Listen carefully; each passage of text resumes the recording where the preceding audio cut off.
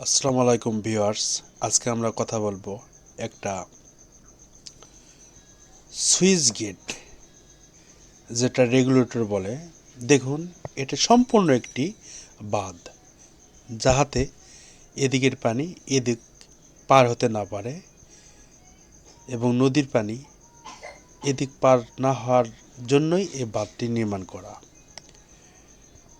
মূলত এটি হাপানিয়া রেগুলেটর নামে পরিচিত।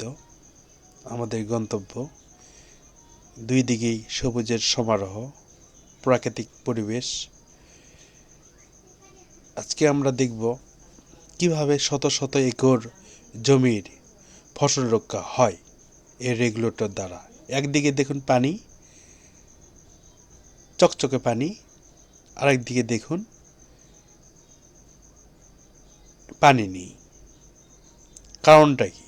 কারণটা হচ্ছে এটি এক পাশে পানি আটকে রাখা হয়, যেখানে বড় বড় সুইচ গেট আছে, যে গেটগুলো অটোমেটিক মোটর দ্বারা পরিচালিত হয়, সুইচের মাধ্যমে পরিচালিত হয়।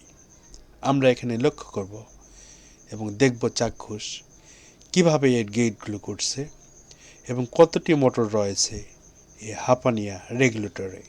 এখানে মোট 11টি গেট রয়েছে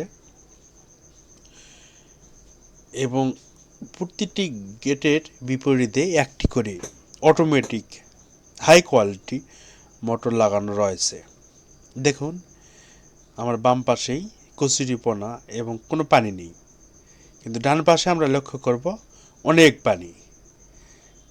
এগুলো এক একটা করে রেগুলেটর, যেগুলোতে একটা করে সুইচ, একটা করে মোটর বিদ্যমান।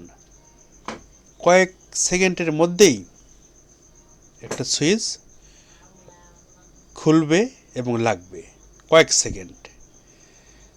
দেখুন, এদিকে কচুরিপানা, বর্ষাকালে এদিকে পানি আটকে রাখে।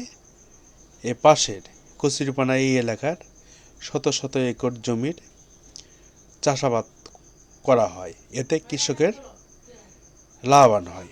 আমরা ভারতে দেখেছি, উড়িষ্যা, বিহারে দেখেছি, সেখানে সমুদ্র পানি সুইচ গেটের মাধ্যমে ব্যবহার করে তারা ফসল উৎপাদন করে এবং ফসল ফলায়। তাদের এক্সট্রা কোনো বিদ্যুতের মোটর, স্যালো চালিত, সেচ চালিত কোনো মেশিন ইউজ করতে হয় না। তারা রেগুলেটরের মাধ্যমেই তারা জমিতে পানি সরবরাহ করে। তেমনি এই রেগুলেটরটি কৃষকের বাঁচাচ্ছে ফসল এবং সাশ্রয় করছে অর্থ। আমরা চাই বাংলাদেশ কৃষিতে সরকার সুন্দর সুন্দর ব্যবস্থা নেবে, যাতে কৃষকের মুখে হাসি ফোটে এবং তারা অর্থনৈতিকভাবে স্বাবলম্বী হতে পারে। ধন্যবাদ। চ্যানেলটি অবশ্যই সাবস্ক্রাইব করবেন, লাইক করবেন, কমেন্ট করবেন। ধন্যবাদ।